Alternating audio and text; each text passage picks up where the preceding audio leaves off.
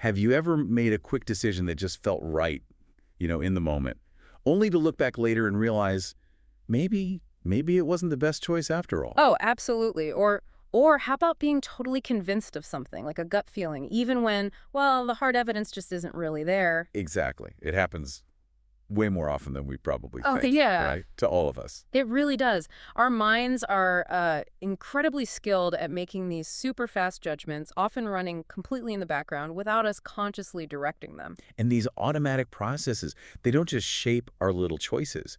They influence our whole view of the world. Profoundly, And yes. that's exactly what we're diving deep into today. The fascinating, sometimes really surprising ways our minds make decisions. We're unpacking the huge insights from Nobel laureate Daniel Kahneman. And his groundbreaking book, Thinking Fast and Slow, which of course built on decades of work with his longtime collaborator, the brilliant Amos Tversky. Right, their work together just fundamentally changed how we understand the mind. Yes. It's huge. And our goal here today, it isn't just about, talking through complex psychology jargon. It's really about giving you, the listener, a practical vocabulary, tools to better understand your own judgments, your choices. And maybe even understand why other people make the decisions they do. Exactly. Think of it as like a shortcut to getting informed about these hidden architects inside your own head, seeing the subtle stuff happening just beneath the surface. And honestly, there are so many surprising facts and examples in Kahneman's work that are just incredibly relatable. You'll see yourself, guaranteed. Oh, definitely. So get ready. We're going to meet these two characters inside your mind that are secretly pulling the strings on pretty much every thought and decision. This is going to be really eye-opening. It should be a fascinating journey. Let's unpack this. So let's jump right into the core idea from Kahneman. This idea that our mind isn't just one single thing, right? It's more like it operates with two different systems. That's the central metaphor, yeah. He calls them System 1 and System 2. It's such a useful way to think about the dual nature of how we think. Sometimes they work together smoothly, other times, not so much. Okay, so two characters working backstage. How would you describe the first one, System 1? System 1 is, well, it's the star of the show, really. It's automatic, it's incredibly fast, it's effortless, it operates totally involuntarily. You don't decide to use it, it just happens. So it's like your intuition, the part that just knows things instantly. Precisely. It's constantly generating impressions, feelings, immediate gut reactions. You don't have to think about it. It's always on, always processing the world around you. Like knowing immediately that one thing is further away than another. Or someone asks, what's 2 + 2 and 4 just pops out. Exactly. Or reading words on a billboard without even trying. Even detecting, hostility in someone's voice almost instantly. That's all System 1 working its magic. Kahneman calls it the secret author of lots of our choices. That's a great phrase. It is, because it operates so seamlessly, often completely below our conscious radar. It just builds a coherent story about what's happening without needing to be asked. Okay, so that's the fast, intuitive System 1. What about its partner, System 2? Sounds like the opposite. It pretty much is. System 2 is the effortful one. It's slow, deliberate, analytical. Think about tasks that require real concentration, conscious choice. Like focusing on one specific voice in a really noisy room. Or checking the logic of a complicated argument. Yes, or calculating, say, 17 times 24 in your head. That takes real mental work. You feel the effort. That's your System 2 engaging. It requires attention. It uses up mental energy. So how do they work together? Is it a constant battle or more like a team? It's mostly a team, actually, though conflict definitely happens. System 1 is constantly feeding suggestions, impressions, intuitions, feelings up to System 2. Okay. And most of the time, System 2, which Kahneman points out, is fundamentally lazy. Huh. Lazy System 2. I like it. It just passively accepts these suggestions. It doesn't double-check everything. It only really kicks into high gear when System 1 gets stuck, or when something really unexpected happens that doesn't fit System 1's model of the world. Okay. Like that famous invisible gorilla experiment, right? Where people are counting basketball passes so intently. They completely miss a person in a gorilla suit walking right through the middle of the scene. Yeah. Because System 1 is like, whoa, wait a minute, that doesn't belong here. Yes. And it flags System 2. Exactly. That violation of expectation jolts System 2 into action. But like you said, it's not always harmonious. Sometimes the systems clash. And the Stroop test is the perfect example of that clash, isn't it? Absolutely classic. You see the word green printed in bright red ink, and the task is to say the color of the ink, not read the word. Oh, it's so hard. Your brain just wants to say green. It does. System 1 reads the word automatically, instantly. System 2 has to exert real effort, real self-control, to override that powerful impulse and say, red, it's a struggle. And that struggle points towards cognitive illusions, right? Like visual illusions, but for our thinking. Precisely. Think about the Miller-Lyer illusion. Those two lines with the arrows pointing in or out. You know the lines are the same length, you can measure them. Yeah, but they still look different lengths. It's crazy. It is, and that's the power of these illusions. Even when your rational system 2 knows the truth, your intuitive system 1 continues to see the illusion. It doesn't just go away because you understand it. Wow. So these biases aren't just about being uninformed, they're kind of built in. They seem to be deeply ingrained in how system 1 perceives the world. Knowing doesn't always cure the feeling. Okay, so system 2 is effortful. What's the real cost of that effort? Does it, like, drain you? It absolutely does. System 2 runs on a limited budget of mental energy.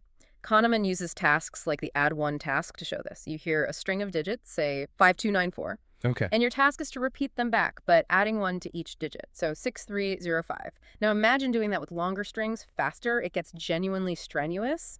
I can feel my brain hurting just thinking about it. Right. It pulls heavily on your cognitive resources. And there's even a physical sign of this effort. Oh, yeah. What is it? Pupil dilation. Your pupils actually get wider the harder your system 2 is working on a mental task. It's a direct, measurable indicator of cognitive load. No way. So mental effort isn't just a feeling, it's physically measurable. Exactly. It consumes real resources, which leads us to Kahneman's law of least effort. Sounds pretty straightforward. We're lazy. Cognitively lazy, yes. Our brains, like our bodies, tend to gravitate towards the easiest path. System 2 prefers a comfortable stroll. It only sprints when it absolutely has to. It conserves energy. Which means attention is also limited. You can't just focus hard on everything at once. Not at all. Attention is like a budget, and it's finite. If you're pouring all your mental energy into calculating 17 times 24... Good luck making a tricky left turn in heavy traffic at the same time. Exactly. You just don't have the bandwidth. The invisible gorilla experiment again shows this so starkly. Intense focus on one thing can make you effectively blind to other things, even really obvious things happening right in front of you. Yeah, that gorilla walking through. It's chilling how much we can miss. It really is. It shows how System 2's focus creates a kind of tunnel vision. So System 2 is effortful, limited, and lazy. This connects to ego depletion, right? Sounds serious. It is, and it has big implications. Ego depletion is the idea that cognitive effort and self-control draw from the same limited pool of mental energy. So if you exert self-control on one task, say resisting eating a delicious-looking cookie. Uh-oh. Now I want a cookie. Well, if you successfully resist it, you'll actually find it harder to exert self-control or focus on a different, unrelated task immediately afterward, like solving a complex puzzle. So resisting the cookie literally uses up energy needed for the puzzle, like a muscle getting tired. That's the analogy, yes. And what's fascinating is the link to glucose. Effortful mental activity literally burns glucose, the brain's fuel. Wait, really?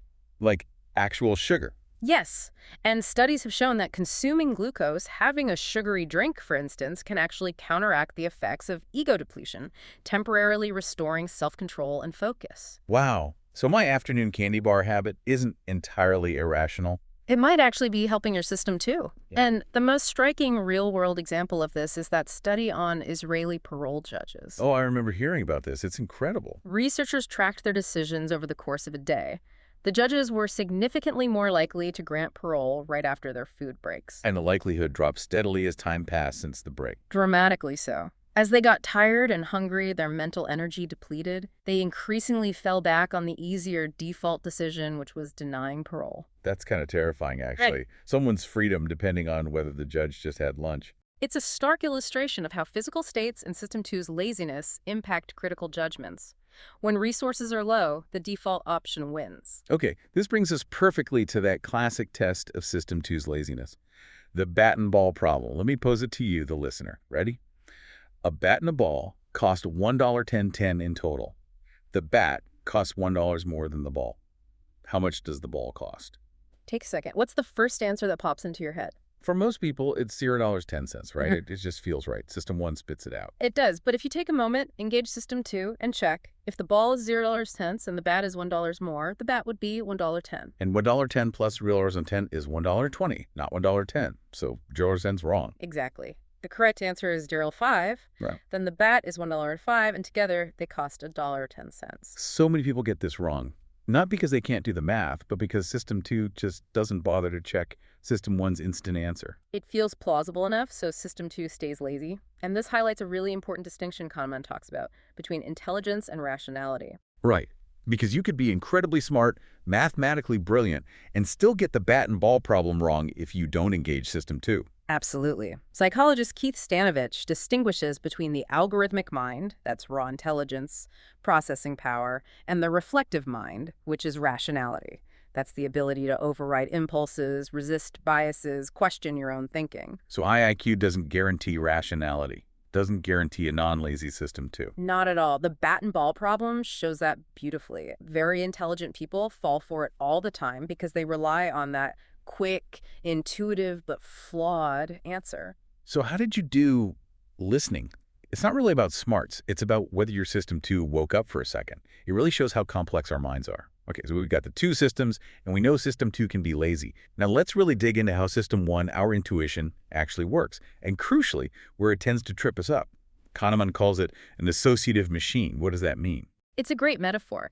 Think of System 1 as this vast, interconnected web of ideas, memories, emotions. When one node in the network gets activated, maybe you see a word or feel an emotion, it triggers a whole cascade of related activations. Like ripples spreading out. Exactly. Thoughts, feelings, even physical reactions linked to that initial idea get brought online, often unconsciously. It happens incredibly fast, weaving together a coherent pattern or story. The example you used before, bananas vomit, is so visceral but makes the point so well. It's intentionally jarring, yeah. When you hear those two words, your mind doesn't just process them separately. It instantly connects them, creates a causal link, maybe brings up unpleasant images or feelings. Yeah, definitely an unpleasant feeling. And maybe a sudden aversion to bananas. Right. It builds this associatively coherent story automatically. And importantly, it primes related concepts: sickness, yellow, fruit, disgust. And that leads us to priming. This seems fundamental. It really is. Priming is everywhere, influencing us constantly. Simply put, exposure to one concept makes related concepts easier to access, easier to bring to mind. Like the ET and SOP example. Seeing eat makes you more likely to complete SOP as SOUP. Then SO, exactly. Eat primes the concept of food, making SOP more accessible in that associative network. And it's not just words, right? This priming can actually influence how we act and feel without us realizing it, the ideomotor effect. Precisely. The classic Florida effect study is a mind-blower. Students unscrambled sentences, and for one group, the sentences contained words related to old age like Florida, wrinkle, gray. Afterwards, that group was timed walking down a hallway, and they walked significantly slower than the control group without being aware of it. The idea of old age unconsciously influenced their physical movement. That's wild. So just thinking about slowness makes you slow. And it works the other way, too. If you make people walk slowly, they actually become faster at recognizing words related to old age. The body can prime the mind, just as the mind primes the body. It makes you wonder what subtle primes are affecting us all day long. You mentioned other examples like reminders of money making people more selfish. Yes, studies suggest reminders of money prime individualism. People become less likely to help others, less likely to ask for help themselves. And just seeing pictures of eyes can make people more honest, like with the honesty box in the kitchen. It's remarkable. Even schematic eye spots on a poster near an honesty box significantly increase contributions compared to a poster of flowers. The feeling of being watched, even unconsciously, primes more socially desirable behavior. Wow. And the Lady Macbeth effect. Thinking about doing something wrong makes you want to wash your hands. It sounds bizarre, but yes. Thoughts of sin or immorality seem to create an unconscious desire for physical cleansing. These effects are often small, but they're pervasive. System 1 is constantly being nudged by these subtle environmental cues. So think about that next time you're making a choice. What little cues might be pushing you one way or another without you even noticing? And System 1 is always doing this, often creating a feeling of things being easy or difficult. This is cognitive ease. Right. So System 1 is this busy associative machine, and it's always checking. Is this easy or hard? What's cognitive ease all about? Cognitive ease is basically System 1's internal weather report. Is everything running smoothly? No threats, no major puzzles? That's cognitive ease. And it feels good. Yes. It's associated with a good mood, familiarity, liking things, trusting your intuition, believing what you hear. When things feel easy, System 1 is happy. And the opposite is cognitive strain. Right. Strain is the signal that something's wrong or difficult. There's a problem, maybe a surprise, something that requires effort and vigilance. It recruits System 2. It feels less pleasant, more effortful. And this feeling of ease or strain can actually trick us, creating illusions of remembering and truth. How does that happen? It's fascinating. Take the illusion of remembering. If you see a made-up name like David Stenbill multiple times, that name becomes easier to process. It feels familiar. Your brain misinterprets that feeling of cognitive ease, that familiarity, as a sign that you know this person or that they must be famous. So ease equals fame. Wow. It's a shortcut. Easy to process means familiar. Familiar means known. And the illusion of truth works similarly. Statements that are easy to process feel more true. Exactly. If something is printed in a clear, bold font, or if it's repeated many times, or even if it rhymes, Rhymes make it true. they make it feel more true. The sheer ease with which System 1 processes it lends it an aura of credibility, regardless of the actual content. That's amazing practical advice for anyone trying to be persuasive. Simple language, clear font, maybe a catchy slogan. It leverages System 1's bias toward ease, but interestingly, the reverse is also true. Cognitive strain, while uncomfortable, can actually be helpful sometimes. How so, if it feels bad? Because it signals System 2 to wake up. Remember the bat and ball problem? Yeah. When researchers presented that problem in a really faint, hard-to-read font, people actually performed better. That makes no sense. Making it harder made them better. Yes, because the cognitive strain forced them to slow down, engage System 2, and overcome that initial wrong intuition from System 1. The difficulty acted like an alarm bell for System 2. So sometimes a little friction is good for thinking. It can be. It can jolt us out of autopilot. Okay, so System 1 likes ease. It likes coherence, and this naturally leads it to jump to conclusions. It does. It's designed for speed and coherence, not necessarily accuracy. And a core principle guiding this is what Kahneman calls WISIATI. WISIATI. WISIATI. What you see is all there is. Love that acronym. It's incredibly descriptive of how System 1 operates. It means System 1 builds the best, most coherent story possible using only the information currently activated or available. And it totally ignores information it doesn't have. Completely. It doesn't consider missing evidence. It just takes what's in front of it and makes sense of it, presenting that limited picture as the whole truth. It just fills in the gaps based on what it sees. Exactly. It shows a neglect of ambiguity. If you see the same shape, like a B or a 13, in different contexts. Like ABC versus 12, 13, 14. Right. System 1 instantly interprets it based on the context. B with letters, 13 with numbers. You're never even aware there was an ambiguity to resolve. It just picks the interpretation that fits best. And this explains the bias to believe and confirm too. Yes. System 1's default setting is gullibility. It has to believe something first, even momentarily, to understand it. Actively unbelieving or questioning requires effort from System 2. So we're wired to accept first, question later, if at all. Pretty much. And this naturally leads to confirmation bias. We instinctively look for evidence that confirms what we already believe or suspect, and we tend to ignore or downplay evidence that contradicts it. System 1 seeks coherence with its existing story. And the halo effect fits in here too, right? First impressions being so sticky. Definitely. The halo effect is our tendency to let an initial impression of one trait, like attractiveness or confidence, color our judgment of all their other traits, even ones we know nothing about. So if someone seems nice at first, we assume they're also smart and honest. Often, yes. And the order in which we get information is critical. Early positive information creates a halo that makes us interpret later, maybe ambiguous, information more positively. It's WISIATI again. The initial information dominates the story. So WISIATI means, paradoxically, the less information we have, the easier it is for System 1 to create a coherent story and the more confident we feel. That's the unsettling implication. Limited information makes for simpler, more coherent stories. System 1 isn't bothered by the gaps, it just works with what it sees. This is a major source of overconfidence. Wow, okay. This jumping to conclusions based on available info is key to intuitive judgments, which Kahneman explains using substitution. Right. Substitution is at the heart of many heuristics or mental shortcuts. When System 1 faces a really difficult, complex target question, Something requiring real thought. exactly, it often doesn't tackle that hard question directly. Instead, it subtly, unconsciously substitutes an easier related heuristic question and answers that one instead. And we don't even notice the switcheroo. Usually not. The answer to the easier question just pops into our head, feeling like the answer to the original hard question. Can you give an example? Sure. Target question. How much should you contribute financially to save an endangered species? That's complex, right? Involves values, budgets, effectiveness. Yeah, very hard. System 1 might substitute. How much emotion, how much sadness or anger do I feel when I think about dying dolphins? That's an easier, more accessible feeling. And the intensity of that feeling becomes your answer to the contribution question.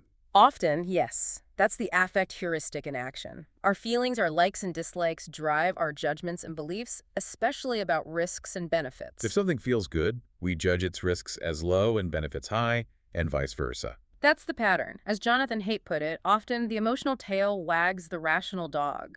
Our gut feelings come first, and rational justifications often follow. This all sounds like we'd be pretty terrible at statistics, and Kahneman definitely confirms that. Oh, profoundly bad.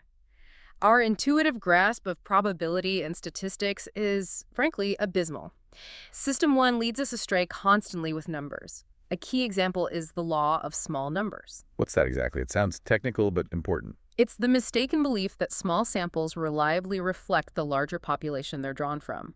Kahneman uses the example of kidney cancer rates across U.S. counties. Okay. People noticed that the counties with the highest rates, but also the lowest rates, tended to be rural and sparsely populated. System 1 immediately jumps to causal stories. Must be the healthy rural lifestyle, or must be poverty and poor diet. But the real reason is just statistics. Exactly. Small samples simply produce extreme results, both high and low, much more often than large samples. It's pure chance variation. But our System 1 hates randomness. It demands a causal story. So we see patterns where none exist, like the hot hand in basketball, believing a player is on fire. Classic example. Everyone, fans, players, coaches, believes in the hot hand. If a player makes a few shots, they feel certain they're more likely to make the next one. But statistically, Statistically, it's largely an illusion. Each shot is mostly independent. But System 1 is a pattern-detecting machine. Even when the pattern is just random fluctuation, it creates a compelling narrative of streaks. okay, and then there's anchoring. This one is bizarre because it seems like irrelevant numbers can sway us. The anchoring effect is incredibly powerful and often quite subtle. It's when an initial piece of information, even a completely arbitrary number, serves as an anchor that influences subsequent judgments or estimates. Like that Wheel of Fortune experiment. Spinning a random number affected estimates of African nations in the UN. Precisely. People who spun a high number, say 65, gave much higher estimates for the percentage of African nations than people who spun a low number, like 10. That random, irrelevant number anchored their thinking. How does that work? Is it System 1 or System 2? Both, actually. One mechanism is anchoring as adjustment, a System 2 process. You consciously start from the anchor and adjust away from it, but the adjustment is almost always insufficient. You stay too close to the initial number. Okay, that's the effortful part. But often more powerful is anchoring as priming, which is pure System 1. The anchor number automatically primes your associative machine, making you selectively retrieve information consistent with that anchor. A high anchor makes you think of reasons why the true number might be high. I can see how this is used everywhere. Negotiations, the first offer sets the anchor. Marketing limit 12 per customer. Absolutely. It's a fundamental tool of influence, consciously used or not. Once you know about it, you see anchors shaping decisions constantly. Okay, next up, the availability heuristic. Judging how frequent something is by how easily examples come to mind. Yes, another core System 1 shortcut. If instances of something spring readily to mind, System 1 concludes it must be common or probable. If it's hard to recall examples, it must be rare. But things can be easy to recall for reasons besides actual frequency, right? That's where the bias comes in. Exactly. Dramatic, vivid events, plane crashes, shark attacks, lottery wins get tons of media coverage. They're highly memorable, highly available, so we overestimate how often they actually happen. And personal experience trumps statistics too. Hugely.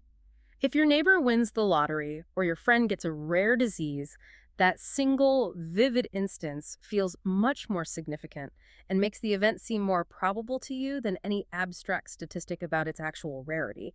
It's highly available in your memory. And that research by Norbert Schwartz showed it's the feeling of ease, not the number of examples, that really matters. That was a brilliant insight. He asked people to list examples of their own assertiveness. One group listed 6 examples, which is fairly easy. Another group had to list 12, which is much harder. Okay. Paradoxically, the group that struggled to list 12 examples rated themselves as less assertive afterwards. The very difficulty of retrieval made them feel less assertive, even though they'd recalled more instances. System 1 reads the feeling of effort as evidence. That's amazing. The feeling of difficulty overrides the actual number. It does. The subjective experience is the key input for System 1 here. And this connects directly to how we perceive risk, especially with media influence. Massively. Our perception of risk is heavily skewed by availability. Causes of death that are dramatic and heavily reported, like homicides, accidents, terrorism, feel much more frequent than they are. While boring killers like stroke or diabetes get underestimated. Exactly. They get less coverage, they're less vivid, less available in our minds, so we underestimate their true statistical frequency, even though they kill far more people. And the affect heuristic amplifies this. If it's scary, it's more available. Yes. Frightening thoughts and images are highly available, which intensifies the fear itself. If the media focuses on a scary but rare event, the ease with which those scary thoughts come to mind makes the risk feel much larger than it statistically is. This can lead to an availability cascade, right? Yeah. Where a small story snowballs. Yes, an availability cascade is a dangerous feedback loop. A minor media report generates some public concern. That concern leads to more media coverage. Activists or politicians, availability entrepreneurs, might amplify the story. Public worry intensifies, demanding more coverage and sometimes significant, perhaps disproportionate action. Like the Aller scare with apples or Love Canal. Those are classic examples. The perceived risk spirals, driven by availability and emotion, often far beyond the objective evidence. In these cascades, we often see probability neglect. We ignore the actual odds. We do. When emotions run high, especially fear, we focus intensely on the bad outcome itself, the numerator, the terrible thing that could happen. We tend to ignore the denominator, the actual, often tiny, probability, or the large population that won't be affected.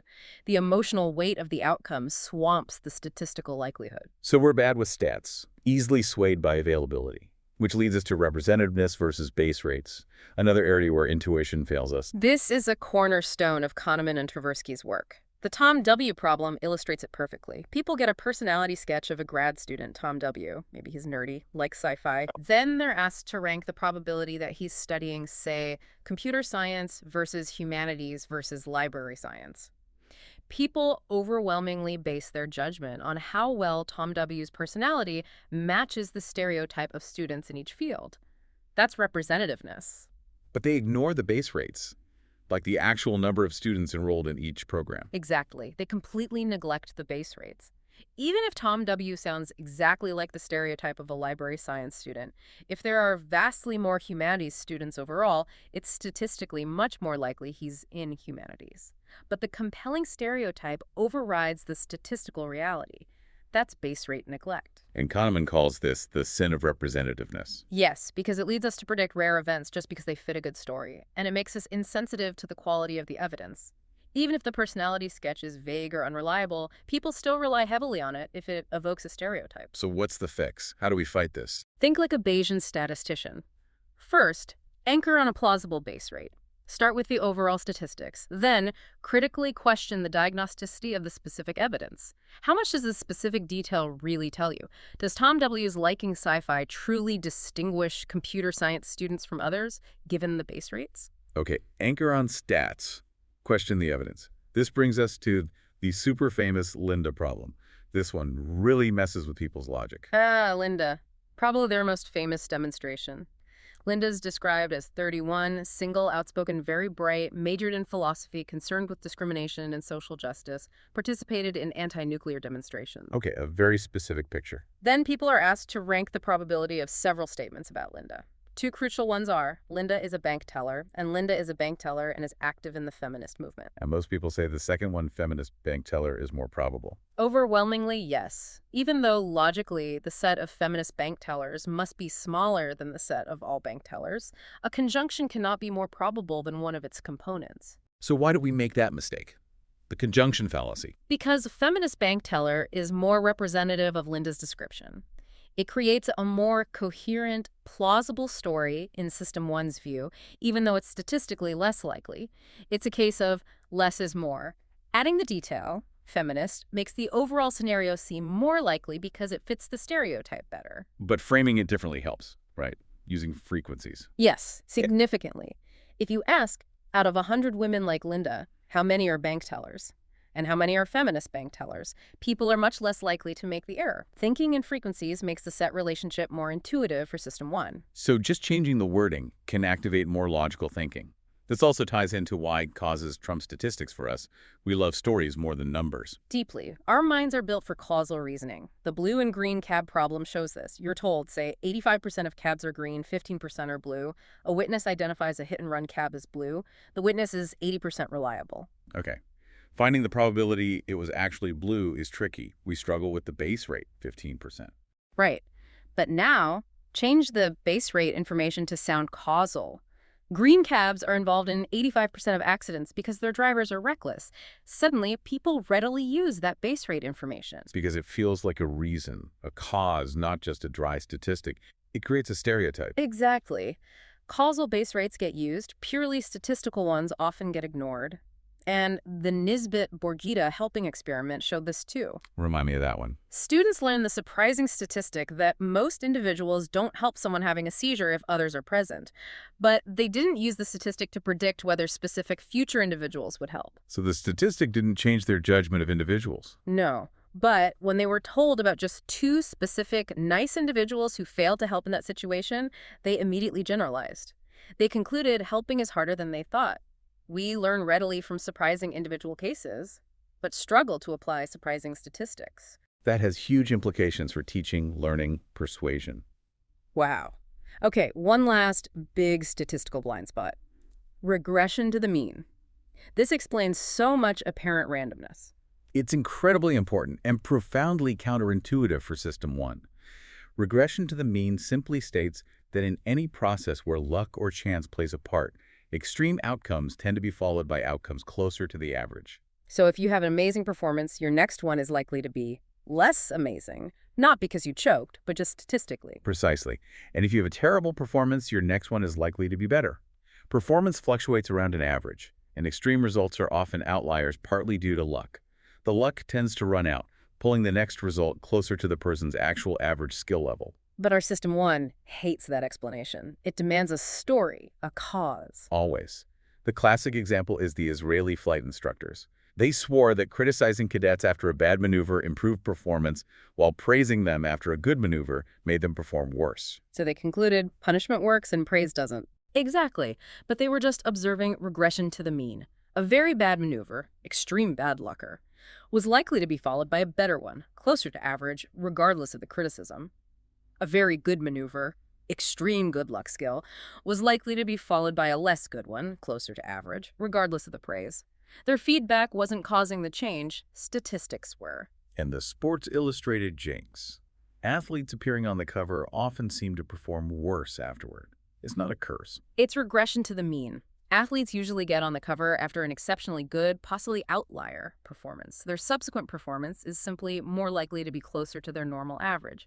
But we invent a causal story about the jinx. This changes how you see so many things: sports, performance reviews, even maybe parenting. Resisting that urge to find causes for simple statistical fluctuations is key. Okay, so System 1 builds these coherent stories, often ignoring statistics and jumping to conclusions.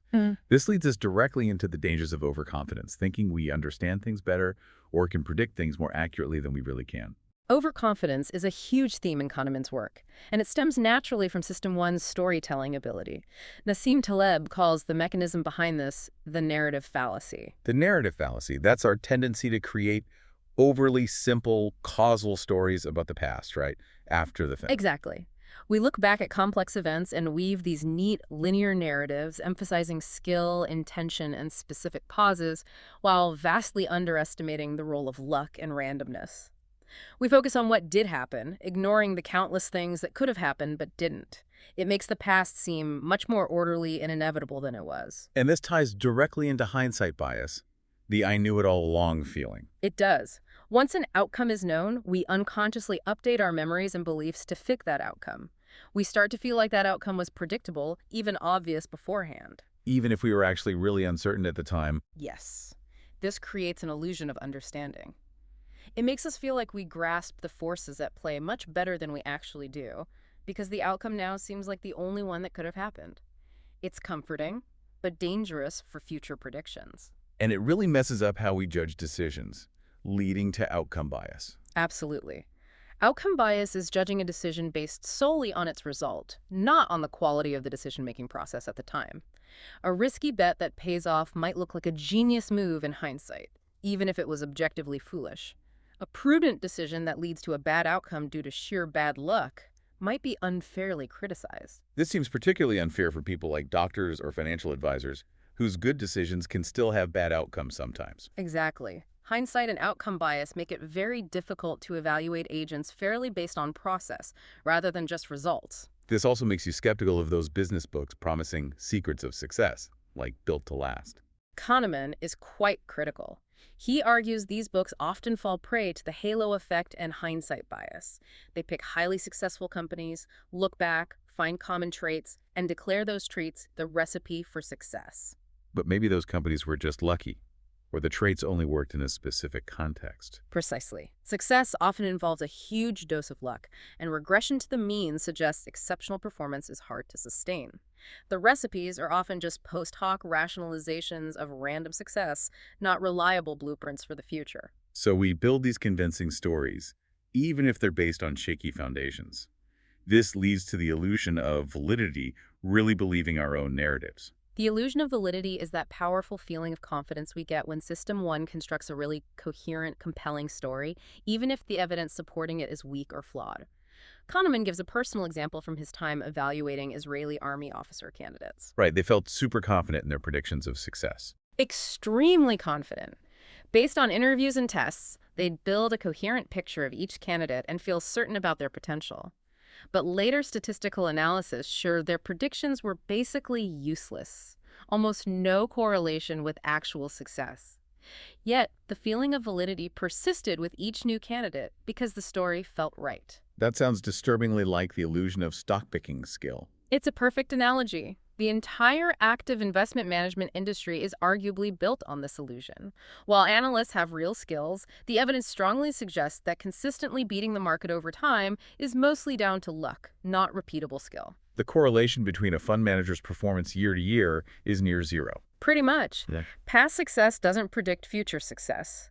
But the narrative of skill, the coherent stories they tell about their picks, creates that powerful illusion of validity for both the managers and their clients. And what about expert political or economic pundits? Philip Tetlock's research on them was pretty damning, wasn't it? Devastatingly so. Tetlock tracked thousands of predictions from hundreds of experts over decades. The result, the average expert was about as accurate as a chimpanzee throwing darts at a list of possibilities. But he did find some differences. Okay. Between hedgehogs and foxes. Yes. Yeah. Hedgehogs are the experts who know one big thing. They have a single grand theory, like Marxism or free market fundamentalism, and apply it rigidly to everything. They're very confident, dismiss contradictory evidence, and make for great TV sound bites. They were terrible predictors. And the foxes. Foxes know many little things. They're more pragmatic, draw on diverse ideas, acknowledge complexity and uncertainty, and are more cautious in their predictions. They were slightly better predictors than the hedgehogs, but still not great. Unfortunately, their nuance makes them less compelling media figures. So human experts, even the best ones, struggle with prediction and are often overconfident. What about intuitions versus formulas? Can simple algorithms actually outperform experts? This is a really challenging finding, first highlighted forcefully by Paul Meehl back in the 1950s. He reviewed studies comparing clinical expert judgment versus statistical formula-based prediction across dozens of fields: medical diagnosis, parole success, academic performance. And the result? Overwhelmingly, the simple statistical formula was as good as or significantly better than the human expert in making predictions. It's a remarkably consistent finding across many domains. Why would a simple formula beat years of human experience? It feels wrong somehow. Two main reasons. First, consistency. Formulas apply the same rules, the same weights, every single time. Humans are incredibly inconsistent.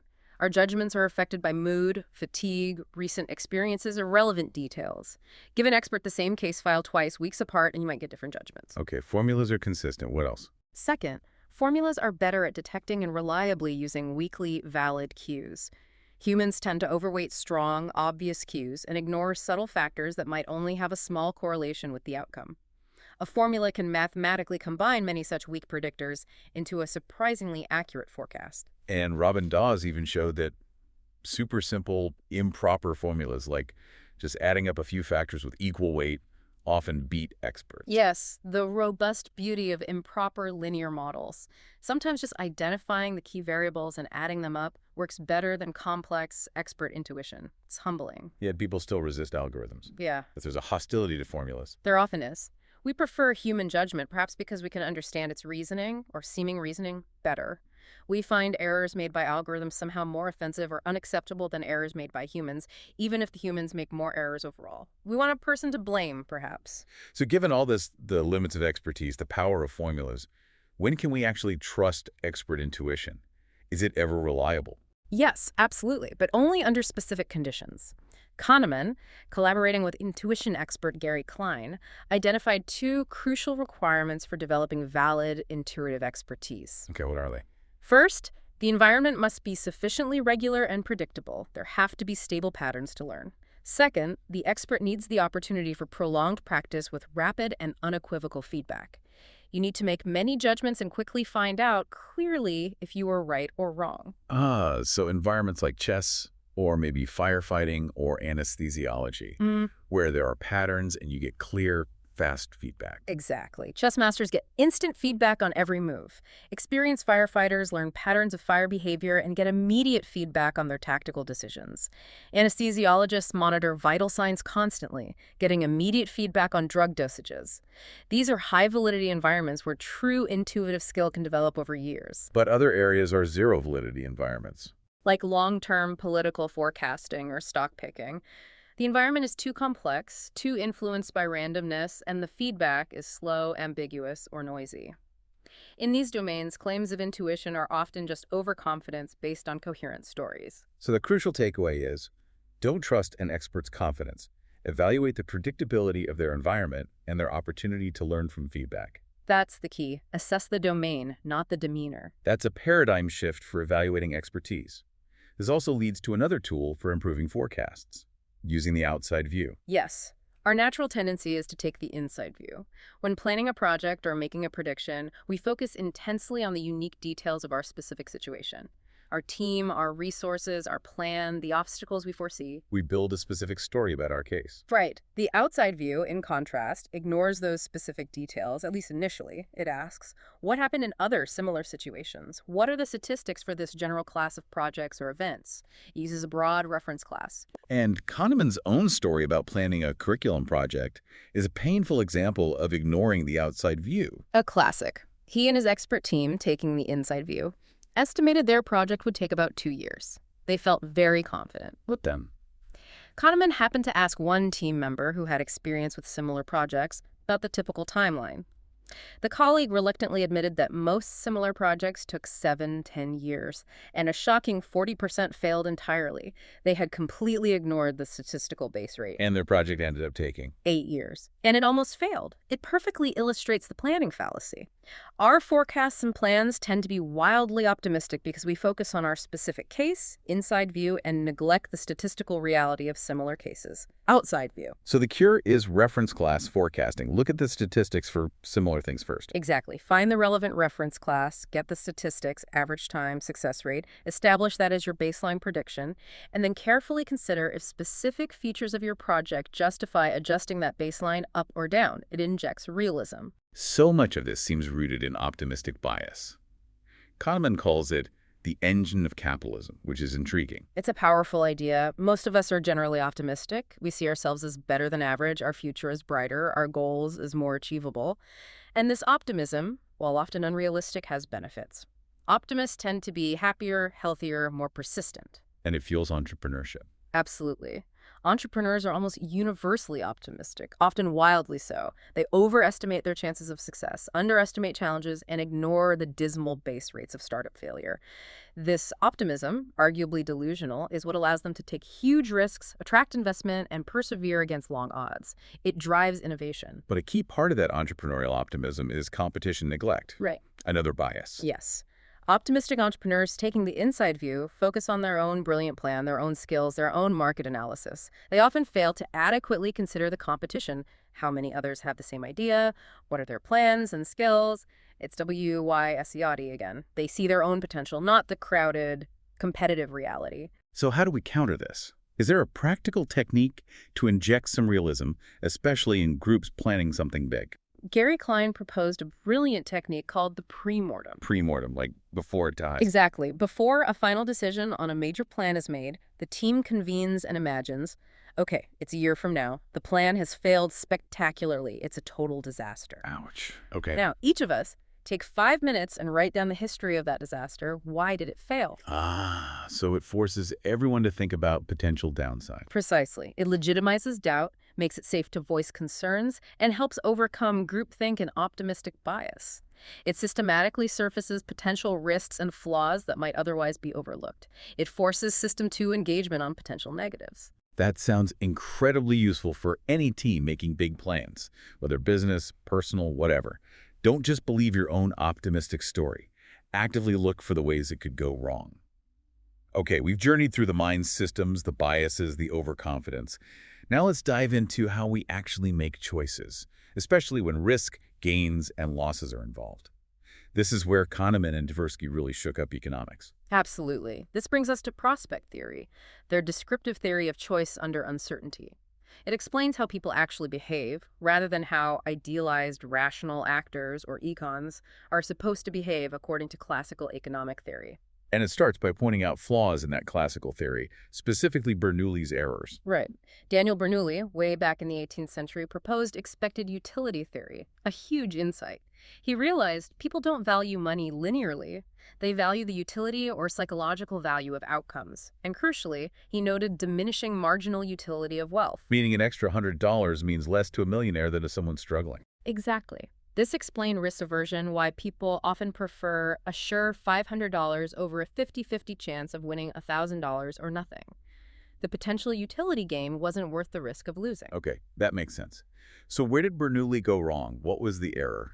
His crucial error was assuming that utility is determined by absolute levels of wealth. He didn't account for the reference point. How much utility you get from having, say, $5 million depends entirely on whether you had $1 million yesterday or $9 million yesterday. It's the change from your starting point, not the final amount itself. Precisely. Utility is experienced as gains and losses relative to a reference point, usually the status quo or what you expect. Bernoulli's theory missed this fundamental psychological reality. Kahneman calls it a prime example of theory-induced blindness. The elegance of the theory blinded people to its obvious flaw for centuries. So prospect theory fixed this by incorporating the reference point. What are its other core ideas? It rests on 3 key psychological principles. 1, reference dependence. As we said, outcomes are coded as gains or losses relative to a reference point. 2, diminishing sensitivity. The subjective difference between $10 and $20 feels bigger than the difference between 10 and 10 and 10 and $20. As you move further from the reference point, the impact of changes gets smaller. This leads to an S-shaped value function. 3, loss aversion. This is the big one. Losses hurt more than equivalent gains feel good. Losing $100 feels much worse than winning $100 feels good. And the typical ratio is about 2.1. You need the prospect of gaining $200 to make a 50-50 risk of losing $100 feel acceptable. Roughly, yes. That 2.1 ratio captures the powerful asymmetry between our reactions to gains and losses. We're strongly biased to avoid losses. And these principles together explain our weirdly shifting attitudes towards risk. Perfectly. Because of diminishing sensitivity for gains, we become risk-averse for gains. We prefer a sure gain, locking it in, over a gamble with a possibly higher but uncertain gain. The extra potential gain isn't worth the risk of getting nothing. Okay, lock in the win. But for losses, For losses, we become risk-seeking. Because losses loom so large, loss aversion, and because of diminishing sensitivity, the difference between a sure large loss and a possibly even larger loss feels smaller, we're willing to take big risks to avoid a sure loss. We'll gamble, hoping to break even if the odds are bad. that explains so much desperate behavior, like gambling to recover losses. Okay, this directly leads to the endowment effect, right? Why we value stuff more just because it's ours. It's a direct consequence of loss aversion. The moment you own something, giving it up feels like a loss.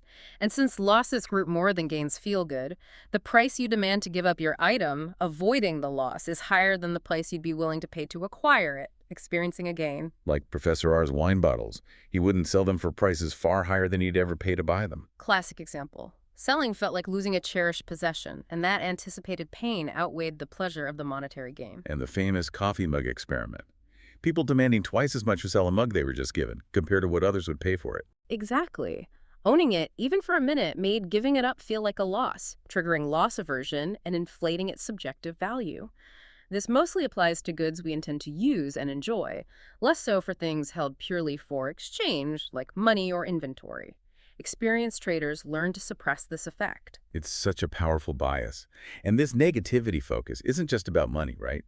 Bad events in general just hit us harder. That's negativity dominance. Our brains are wired to give priority to negative information, threats, and bad news. It's an evolutionary advantage, probably. Like spotting an angry face in a crowd faster than a happy one. Exactly. Or how a single cockroach ruins a bowl of cherries, but one cherry doesn't redeem a bowl of cockroaches.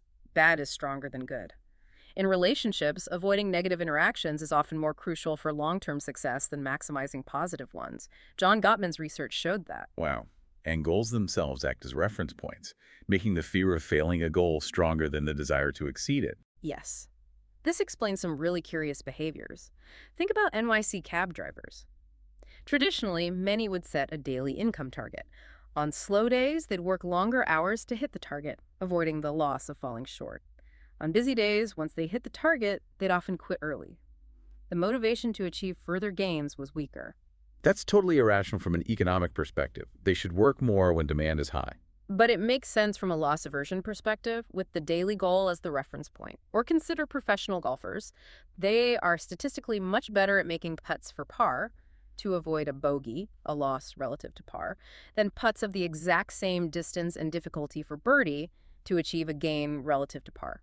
The motivation to avoid the loss is stronger. Okay, so we've got reference points, diminishing sensitivity, loss aversion, and you mentioned people don't use actual probabilities, they use distorted decision weights. Putting all that together gives us the fourfold pattern, like a map of risk attitudes. Exactly. The fourfold pattern is a cornerstone of prospect theory. It shows how our attitudes to risk systematically change depending on whether we're dealing with gains or losses and whether the probabilities are high or low. And yes, it incorporates those distorted decision weights. What are the key distortions in those weights? Two main ones. First, the possibility effect. We tend to overweight very small probabilities. A jump from 0% chance to, say, 5% chance feels huge. This makes highly unlikely but large payoffs, like lottery wins, seem disproportionately attractive. Okay, we overvalue long shots. What's the second? The certainty effect. We tend to underweight probabilities that are high but not 100%. Conversely, the jump from, say, 95% to 100% certainty feels massive, much more significant than the 5% difference would suggest. We crave absolute certainty. Got it. Overweight tiny chances, overweight certainty. So how does this play out in the four quadrants of the pattern? Okay, let's map it out. High probability gains. Think 95% chance to win $10,000. Here, because of the certainty effect, people are risk-averse. They'd rather take a sure gain of, say, $9,400 than risk the 5% chance of getting nothing. The lure of 100% certainty is too strong. Makes sense. Lock in the almost sure win. Quadrant 2. Quadrant 2. High probability losses. Think 95% chance to lose $10,000. Here, people become risk-seeking. They reject a sure loss of, say, $9,400. They'd rather take the 95% gamble, hoping to be in the lucky 5% who lose nothing. The Sherlocks is so painful, loss version, they'll gamble to avoid it. Like desperate gambles to avoid certain bankruptcy. Okay, quadrant 3. Quadrant 3, low probability games. Think 5% chance to win $10,000 like a lottery ticket. Here, fueled by the possibility effect, people are risk-seeking. They overweight that small chance of a big win, making the gamble feel attractive even if its expected value is poor. Lottery logic. And finally, quadrant 4. Quadrant 4, low probability losses. Think 5% chance to lose $10,000, like your house burning down. Here, people are risk-averse. The possibility effect makes them overweight that small chance of a catastrophic loss. This drives the demand for insurance. People pay a premium, more than the expected value of the loss, to eliminate that small but overweight risk. Wow. That pattern explains so much. Lotteries, insurance, settling lawsuits, quadrant 1, rolling the dice when you're cornered, quadrant 2. It's all there. It provides a remarkably coherent psychological account of decisions that seem irrational from a purely statistical viewpoint. Recognizing which quadrant you're in and how the biases might be pulling you is a powerful step towards better choices. And when dealing with those rare events, low probability quadrants, vividness plays a huge role too, right? It does. Our handling of rare events is often skewed by attention and emotion. We tend to overestimate the probability of rare events that are vivid and easily brought to mind, thanks availability heuristic, and we overweight them in our decisions, thanks possibility effect. Like terrorism. Statistically tiny risk, but emotionally huge and highly available. Exactly. It hijacks System 1's attention. And this is amplified by denominator neglect. Right, focusing on the numerator, the one person who dies, and ignoring the denominator, the thousands who don't. Precisely. If you hear 1 child in 10,000 will get this disease, the image of that one suffering child dominates your thinking, making the risk feel larger than the 1 in 10,000 statistic implies. The vivid case overshadows the bland denominator. And you mentioned a difference between being told about risks versus experiencing them. Yes, that's an interesting nuance. The overweighting of rare events we've discussed mainly applies to choice from description, where someone tells you the probabilities. There's a 1% chance of X. In choice from experience, where you learn probabilities by trying things out repeatedly, people often underweight rare events, simply because they might never encounter them in their limited experience. If the bad event happens only 1% of the time, you might try something 50 times, never see it, and conclude it's not a risk at all. So how we learn about the risk matters. Interesting. Okay, so we're riddled with these biases when facing risk. How do we actually make better choices? Kahneman suggests adopting risk policies. What does that involve? A key step is to combat narrow framing. That's our default tendency to treat each decision in isolation as a unique one-off problem. System 1 loves narrow framing because it simplifies things. But it leads to suboptimal choices overall. Often, yes. The antidote is broad framing. Seeing each decision not in isolation, but as one instance in a larger portfolio or sequence of similar decisions. Thinking broadly is almost always statistically superior in the long run. Like Samuelson's problem, rejecting one good bet, but happily taking 100 of them. Exactly. Offering a colleague a bet. 50% chance to win $200, 50% chance to lose $100. Most people reject it once. Loss aversion. But Samuelson pointed out it's perfectly rational to accept if offered 100 times because the aggregated gamble is overwhelmingly likely to yield a large profit. Broad framing reveals the benefit of aggregation. So how do we apply this? How do we create a risk policy? You adopt a general rule for recurring types of choices based on long-term statistical advantage and apply it consistently, resisting the urge to evaluate each case narrowly. Like, always choose the highest deductible on insurance, or never buy extended warranties. Those are perfect examples. Statistically, those policies usually save you money over time, even though you might experience an occasional loss, paying a large deductible. The policy overrides System 1's reaction to the specific situation. But what about the emotional pain of those occasional losses? System 1 hates losing. That's where adopting a mantra helps manage the emotional response. Something like, you win a few, you lose a few. Acknowledging that small losses are part of the long-term winning strategy helps dampen the sting and prevents you from abandoning the policy after one bad outcome. Control the emotional reaction to keep the rational policy going. Makes sense. This also relates to how we use mental accounting, putting money into different buckets. Yes, mental accounting is another bias that violates rational principles. We treat money differently depending on where it came from or what it's earmarked for, keeping it in separate psychological accounts. This leads to things like the sunk cost fallacy.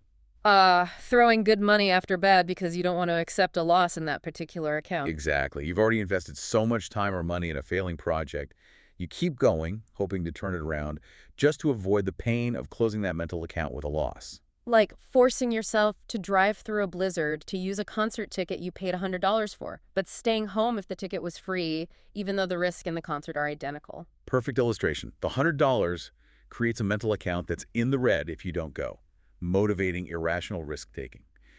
Similarly, in investing, the disposition effect. People are eager to sell stocks that have gone up, to savor the gain, close the account, and profit, but reluctant to sell stocks that have gone down, to avoid realizing the loss, keeping the account open and hoping it recovers. It's often a costly mistake. And our anticipation of regret and responsibility also pushes us towards inaction or conformity. Strongly. We anticipate feeling much more regret for a bad outcome if it resulted from an action we took, a commission, than if it resulted from not acting, an omission. If you switch investments and lose money, you feel worse than if you held on to your existing ones and lost the same amount. So we stick with the default, the conventional choice, to minimize potential regret. Yes, it leads to a bias towards inaction and conservatism, even when action might be statistically better. The fear of active failure looms larger than the regret of missed opportunity. So our choices aren't stable. They depend on framing, accounts, regret. This leads to reversals in frames. How the way something is presented can completely flip our preference. This really underscores the instability of our choices. Preference reversals happen when we value things differently, depending on whether we see them in isolation, single evaluation, or side-by-side joint evaluation. Single evaluation is dominated by System 1's immediate emotional reaction. Often, yes. While joint evaluation allows System 2 to engage in more deliberate comparison and apply rules or logic, the example of compensating crime victims illustrates this. Right. The victim of a robbery at an unusual store might get more sympathy and suggested compensation in single evaluation because the story is more poignant. But in joint evaluation, comparing them side by side with a victim from a standard store robbery, people tend to award equal compensation, applying a fairness rule. The emotional pull of the unusual story diminishes when direct comparison is possible. This is the evaluability hypothesis. An attribute only matters if we can easily evaluate it, often only through comparison. Exactly. Some features are hard to assess in isolation, like the number of entries in a dictionary, but become important when you compare two options directly. Our judgments are often coherent within categories, but can be incoherent across categories because different emotions or norms get triggered. And then there are pure framing effects. Yeah. Logically identical information phrased differently gets different reactions. This is huge. It's one of the most dramatic demonstrations of System 1's power and the violation of rational choice. Simply changing the words used, without changing the underlying facts, can completely reverse preferences. Like 90% survival rate versus 10% mortality rate. Same outcome, totally different feeling. Totally different. Survival sounds good, mortality sounds bad. Or offering someone a choice, keep 20 pounds or take a gamble. They'll likely keep the 20 pounds, risk-averse for gains. But frame it as, lose 30 pounds or take the same gamble. Now they might take the gamble, risk-seeking for losses. The frame dictates the reference point, gain versus loss. And the classic Asian disease problem is the ultimate example, saving lives versus deaths. The absolute classic, prepare for a pandemic. Program A saves 200 lives for sure. Program B, 13 chance of saving 600, 23 chance of saving none. Most people choose Program A, risk-averse for gains lives saved. Okay, but frame it distantly. Program C, 400 people will die for sure. Program D, 13 chance nobody dies, 23 chance 600 die. Now, most people choose Program D, risk-seeking for lost lives lost, even though Program C is identical to A and D is identical to B. The frame flips the preference entirely. And Kahneman says this leaves us with empty intuitions. We feel strongly based on the frame, but have no consistent underlying principle. Exactly. When confronted with a contradiction, people often feel dumbfounded. Their strong moral intuition was attached to the description. Saving lives feels good. People dying feels bad, not the actual outcomes. So how do we use good frames, or at least recognize them? Good frames are those that encourage more rational thought or incorporate more relevant information. Broader frames are usually better thinking of the lost concert ticket as equivalent to lost cash, help see the sunk cost clearly. More informative frames help using gallons per 100 miles is often better than MPG for comparing fuel efficiency because it scales linearly with fuel consumed. And the default option is an incredibly powerful frame. Hugely powerful. Because of System 1's laziness and loss aversion, Changing from the default feels like a potential loss. The default choice has enormous influence. Think organ donation rates. Countries with opt-out defaults, you're a donor unless you say no, have vastly higher donation rates than opt-in countries. Changing the default changes behavior dramatically without forbidding choice. It's just staggering how much the presentation matters, even when the facts are the same. It makes you question almost every choice presented to you. What a journey through System 1 and 2, biases, choices. Now, let's wrap up with maybe the most profound, almost philosophical part of Kahneman's work, the distinction between two selves. This really challenges how we think about happiness. It really does. It's a deep and potentially unsettling idea. Yeah. Kahneman argues we essentially have two different selves experiencing and evaluating our lives: the experiencing self and the remembering self. Okay, tell us about the experiencing self first. The experiencing self is the one living life in the present moment. It's the consciousness that feels pleasure, pain, boredom, joy right now. It answers the question, how does it feel now? It lives through the succession of moments that make up our lives. It's living in the now and the remembering self. The remembering self is the storyteller, the scorekeeper. It looks back, evaluates past experiences, constructs the narrative of our lives. It answers the question, how was it overall? And crucially, the remembering self is the one that makes decisions about the future based on those memories. And the big issue is the remembering self kind of dominates. It makes choices that aren't always best for the moment-to-moment happiness of the experiencing self. That's the core tension. The remembering self often prioritizes creating good memories over maximizing pleasant moments for the experiencing self. Kahneman showed this with studies on painful medical procedures like colonoscopies, and most strikingly with the cold hand study. Ah, yes, the cold hand study. That one is just bizarre. It is. People put a hand in painfully cold water. One group endured it for 60 seconds. A second group endured the same 60 seconds, plus an extra 30 seconds where the water was still cold but slightly less painful. So the second group suffered longer. More total pain. Objectively, yes. More total time and discomfort. But when asked later to rate the overall experience, the second group, the one with the slightly less painful ending, rated it as less unpleasant. Because the memory was better, even though the experience was longer and objectively worse overall. Exactly. The remembering self doesn't just add up the moment-to-moment feelings. Its retrospective evaluations are dominated by two rules. One, the peak end rule. The overall rating depends heavily on the average of the most intense moment, the peak, and the very end of the experience. Two, duration neglect. The actual length of the experience has surprisingly little impact on the memory of it. So a longer painful experience with a slightly better ending is remembered more fondly than a shorter one that ends badly. That's crazy. It's the tyranny of the remembering self. It cares about the highlights and the ending, not the duration of the experiencing self suffering. So life is a story, and endings are disproportionately important for how we remember it. That's how the remembering self sees it. We construct narratives, and in stories, the ending carries enormous weight in defining the meaning of the whole thing. Memorable moments matter more than cumulative moment-to-moment feeling.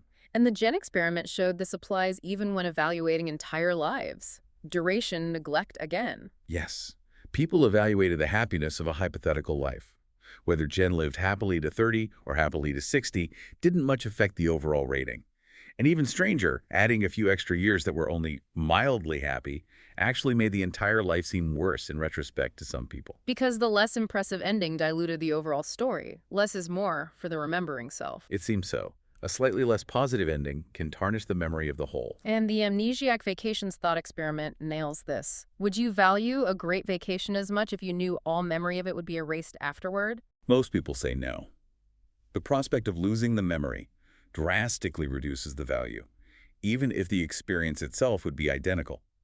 It shows how much we prioritize creating memories for our remembering self, sometimes even over the quality of the present experience itself. We're curators of our own memories, so how do we measure the happiness of the experiencing self, the one living moment to moment? Kahneman developed methods like the day reconstruction method, DRM.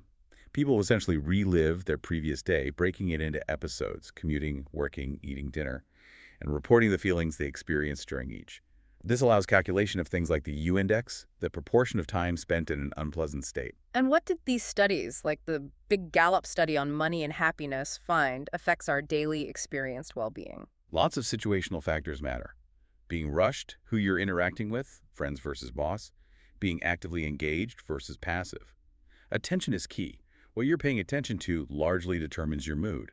And regarding money, the findings were striking. Yeah, this is the big one everyone talks about. For life satisfaction, how you feel about your life when you think about it, remembering self's domain, income has a pretty strong, continuous positive correlation. More money tends to equal higher reported satisfaction globally. But for experience well-being, the actual feelings of happiness, stress, sadness throughout the day? There, the effect of income largely satiates. In the U.S., this happened around a household income of $75,000 at the time of the study.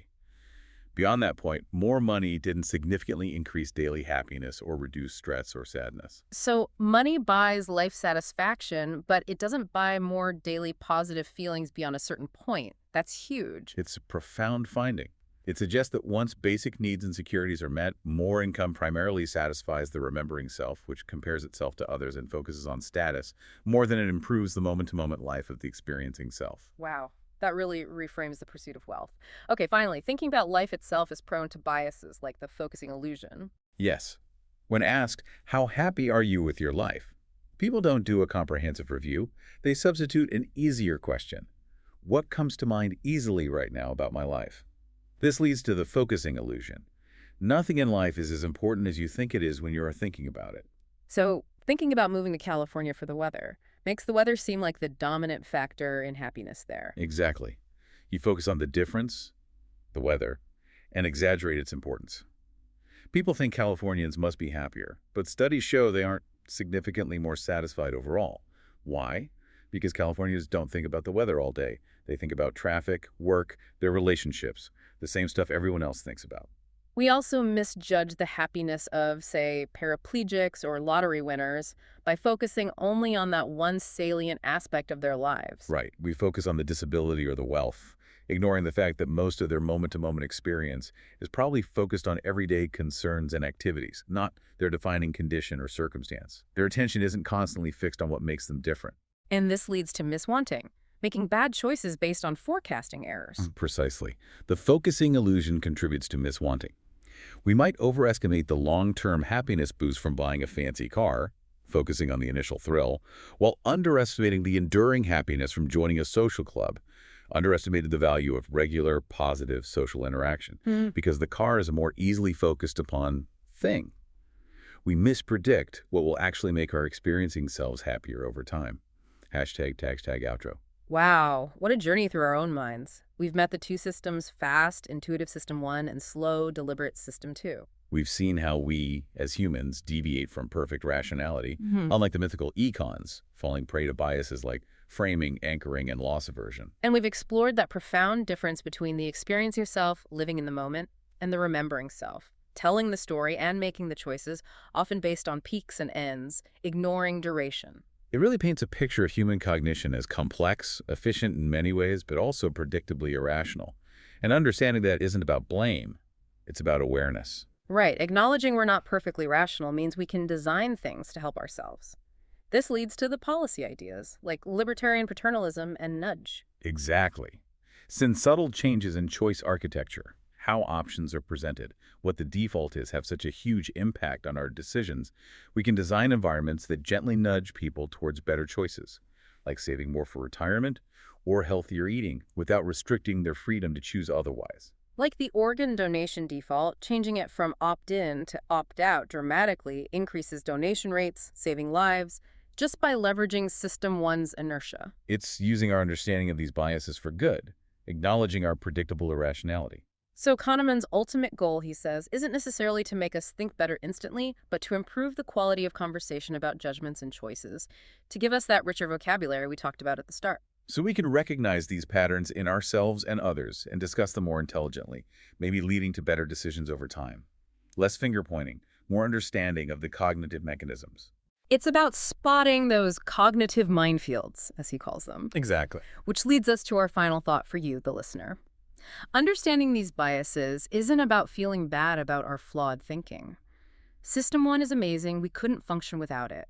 The real challenge is learning when to distrust our gut, when to slow down and engage that effortful System 2. It's about recognizing situations prone to bias and consciously deciding to think harder. So how will you use this new vocabulary, this understanding of System 1 and 2, of framing of the two selves to look at your own decisions, your own conversations, maybe just a little bit differently, knowing what you now know about the fascinating inner workings of your own mind? Something to reflect on. Thank you so much for joining us on this deep dive.